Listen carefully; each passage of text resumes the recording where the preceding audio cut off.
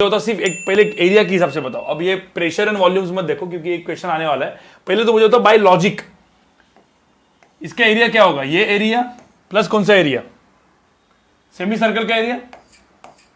लेकिन ये semi circle है कि नहीं वो भी डिफाइन करना पड़ेगा ना। जब बेसिकली ये वाला जो है, ये वाला जो रेडियस है, ये रेडियस और ये रेडियस, अब ऐसा बोलना पड़ेगा कि सर्कुलर पाथ है, मतलब ये वाला जो ग्राफ है ये सर्कुलर है, वो मुझे बताना पड़ेगा, बराबर ना। मैंने सपोज ये ग्राफ सर्कुलर बताया नहीं तो आपको बेसिकली क्या करना पड़ेगा फिर बताओ। मैंने बोला ये सर्कुलर है नहीं तो क्या करना पड़ेगा, इंटीग्रेशन गाइस, उसका फिर अपने को पता होना चाहिए कि ग्राफ कैसा है।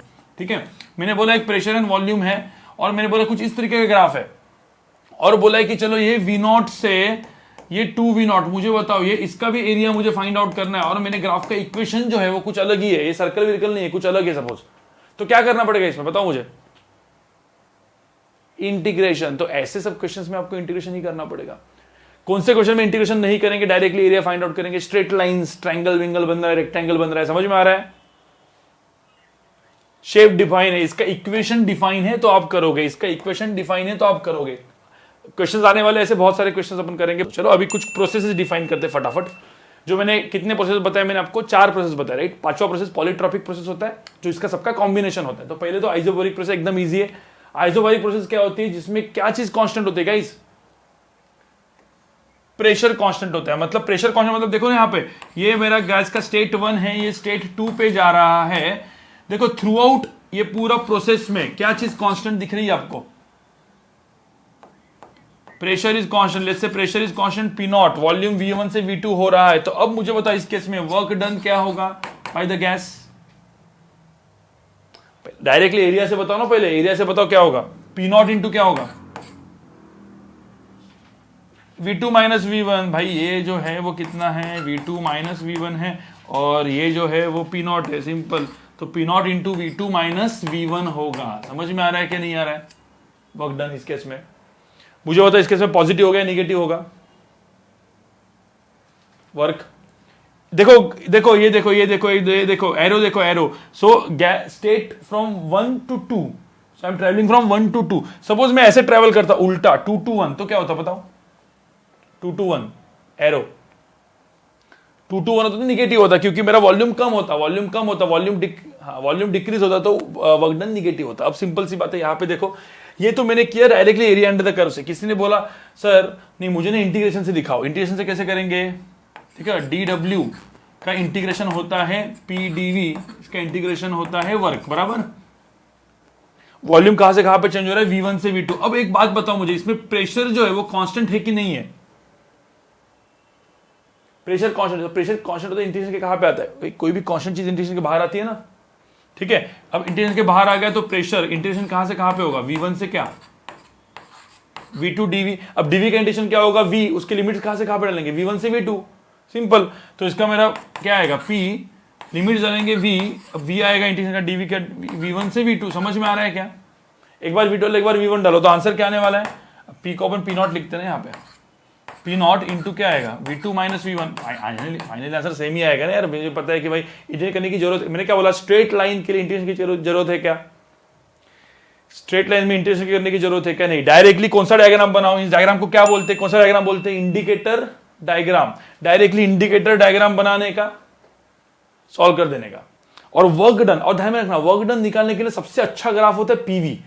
अब कभी कभी ना अपन ग्राफ अलग भी दे सकते हैं, यहाँ पे VT भी दे सकते हैं, ठीक है, या PT दे सकते हैं, अपने को कन्वर्ट करना होता है, समझ रहे हो। मतलब क्वेश्चन ऐसे भी आएंगे अपन, जब मैं बोला ना बहुत सारे क्वेश्चन हम लोग करेंगे, तीनों तीन चैप्टर्स का कॉम्बिनेशन, तो हम लोग अलग अलग ग्राफ देंगे। PV हमेशा नहीं दूंगा मैं, कुछ अलग ग्राफ दूंगा, तो आपको कन्वर्ट करना पड़ेगा ग्राफ। तो ग्राफ कन्वर्जन भी आपको बताऊंगा मैं कैसे करना है। आइसोकोरिक प्रोसेस क्या होता है, आइसोकोरिक प्रोसेस बताओ मुझे जरा।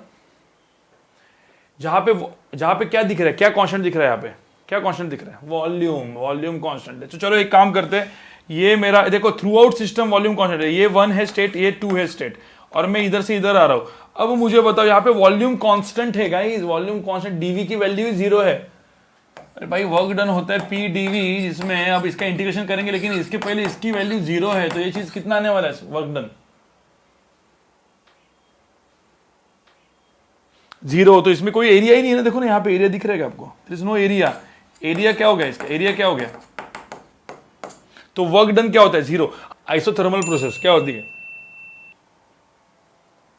देखो आइसोथर्मल प्रोसेस देखो क्या है, एक अलग ही प्रोसेस, देखो यहाँ पे कुछ अलग ही कर्व देखो कैसा दिख रहा है। अब यहाँ पे एकदम सिंपल सी बात मुझे तो, आइसोथर्मल का मतलब क्या होता है? आइसोथर्मल प्रोसेस कौन सी होती है? जहां पे टेम्परेचर रिमेंस क्या, कांस्टेंट। तो थ्रू आउट बेसिकली देखो ध्यान में रखना, थ्रू आउट अपना प्रोसेस, थर्मोडायनामिक प्रोसेस में स्टेट 1 से स्टेट 2 में जा रही है, सब जगह पे टेम्परेचर कांस्टेंट होगा। तो मैं क्या करता हूं, PV is equal to nRT equation लिखता हूं। अब मुझे बताओ यहां पे पर्टिकुलर गैस लिया तो नंबर ऑफ मोल्स कांस्टेंट है, आर तो गैस कांस्टेंट, टी कांस्टेंट है, तो ये पूरी की पूरी चीज क्या होगी, पूरी की पूरी चीज क्या होगी, कांस्टेंट हो गई। तो पीवी इज इक्वल टू, आपको पता है आपने ये चीज पढ़ी होगी, P X axis, P Y axis से और वी एक्स एक्सिस से। तो एक्स वाई, जब हम लोग बोलते हैं X Y is equal to constant, ये जो ग्राफ होता है वो कौन सा ग्राफ होता है? तो X Y is equal to constant, ये होता है हाइपरबोला। तो हाइपरबोला का ग्राफ निकालना पड़ेगा। हाइपरबोला का ग्राफ जो होता है वो कुछ इस तरीके से होता है, एक्स वाई एक्सिस इस तरीके से।